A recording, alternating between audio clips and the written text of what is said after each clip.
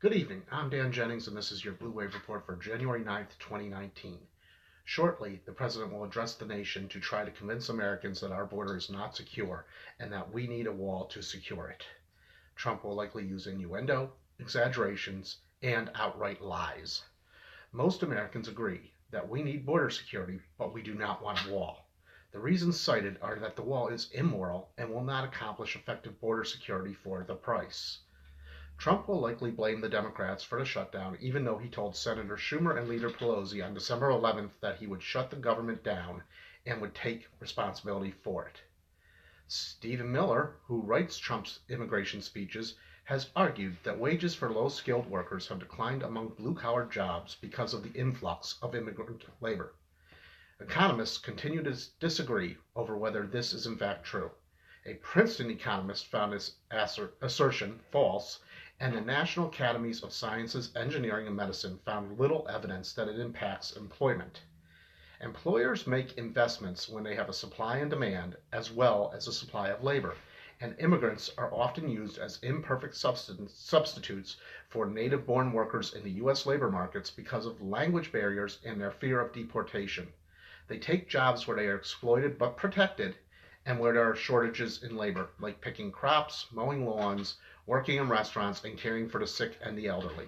This means they do not compete for the same jobs and put minimal downward pressure on American wages. Most illegal immigrants are actually people who have overstayed their visas, and immigrants are at the forefront of innovation and ingenuity in the United States. They account for a disproportionately high share of patent filings, science and technology graduates, and senior positions at top venture capital funded firms. In addition, the presence of immigrants often creates opportunities for less skilled Americans to become more specialized in their work, thereby increasing productivity. Trump has said that Mexico is going to pay for the wall through the trade deal, and implied that 4,000 known or suspected terrorists were stopped at our southern border. However, PolitiFact has determined the statement about the trade deal to be false, and the 2017 data refers to stops across the globe, mostly at airports, by the Department of Homeland Security. In fact, in 2018, according to an NBC report, only 6 people on the watch list have been stopped at the southern border attempting to enter the United States. Claims have also been made that criminals and drugs are flowing over the southern border. The reality is that the vast majority of the drugs that enter from Mexico do through ports of entry, the 48 legal land crossings through which millions of people, vehicles, and cargoes pass every day.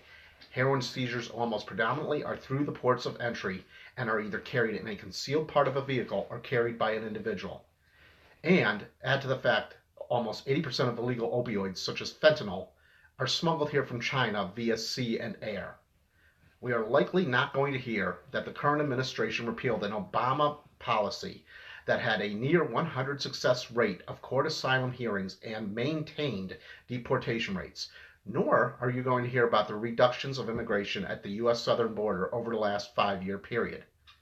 What we do need desperately is more immigration judges, investigators to find, arrest, and deport the 80% of illegal immigrants that are here by overstaying their visas, crackdowns on businesses who utilize illegal immigrants in their workforces, and legal assistance for those who seek asylum, as well as beds and resources for them, a pathway to citizenship for dreamers, and more scanners for illegal drugs.